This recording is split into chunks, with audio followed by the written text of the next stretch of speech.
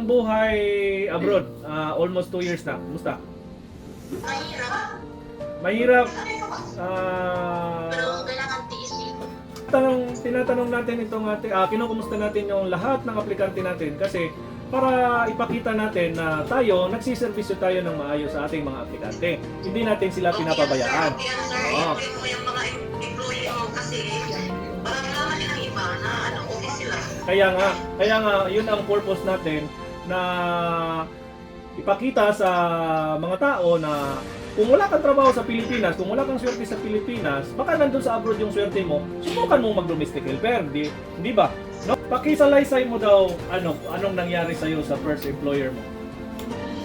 Hindi maganda na yung pagkito sa akin yung kasama ko, kaya umalis ako kasi mahirap na baka baka anong masama kong gawin sa kanya. Yun, ako na agency. Nakailang employer ka ba? Ikalima ko na yan, sir, ngayon. Ay, ikalibang employer mo. Sa unang employer, bakit hindi kayo nagkaintindihan? Kasi yung kasama ko, kasi yung parang nasisira ba? Yung ganon. Sinisiraan ka. Sinisiraan ka. Sinisiraan, oo. Okay. Bakit naman sinisiraan ka? Kapwa mo ba Pilipino o Ang kapwa ko Pilipino, sir. ano nangyari doon sa pangalawang employer mo? Yung palawa kong employer, yun din, mataray. Masama siya, tapos hindi ko nagustuhan yung ugali niya. Kaya nabalik naman ako ng agency, mga ilang araw. Employer, ano nangyari sa pangatlong employer? Nakahatong employer ko, mabait naman siya. Kaso lang, kinuha ko ng first employer ko sa kanya. Yun, binalik naman ako ng agency. Hindi niya nagustuhan ako. So sa pang-apat naman, ano namang nangyari? Ayun, masama din ugali. Di bumalik naman ako sa ko. Agency. So ngayon, pang-lima na. Paglima na. So ano lang ang sitwasyon mo dyan ngayon? Happy ka na? Okay lang, mabuti naman. Tanong ko sa iyo, John, bakit hindi ka nagdesisyong umuwi ng Pilipinas? Para pangarap ko sa mga anak ko. Para matapag yung pangarap ko dun sa amin. Ano bang natapos mo? Elementary graduate lang po, sir. Really? Saan ka kukuha ng 22,000 na isang elementary graduate sa Pilipinas? Di ba wala? Wala, sir. Wala.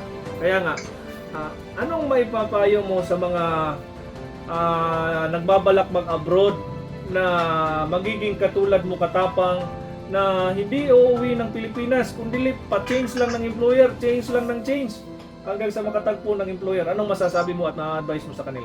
Yung advice ko lang sa kanila, matatag yung yung loob mo ba, dibayin mo yung loob mo para maano yung mga pangarap mo sa buhay, tapos malagaan mo yung mga anak mo kahit nandito ka, tapos yung asawa mo naman nandun sa Pinas, lagi lang ka nagpapadala ng pera para may pagkain sa anak mo. Ako nga, ilang na ko dito, matatapos na yung kontrata ko. Yun, nagtitiis lang. Kahit masama ugali, kahit masama ugali ng amo namin, tinitiis talaga. Nakakain ka na maayos, yun ang halaga. Hindi kayo matatapos na mag-abroad kasi hindi lahat ng mo dito masasama. Pero hindi mabait naman. So, yun ang isa sa magiging John, yung matatag talaga. Matatag. Matibay yung loob mo dito. Dito ka na. Matibay ang loob. Huwag ka nang uwi ako, ganyan. Yung iba John na halos 2 buwan lang desisyon ka agad ng uwi. Anong masasabi mo doon sa kanila? Secure sila. Secure sir. Tapos, iwan ko kung ano nangyari, kung iba-ibang iniisip. Baka na-homesick kay walay ana-ana.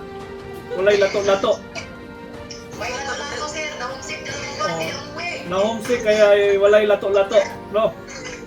Kaya nga sir. So, muna no. So, ka-Equinarians, mga followers natin no na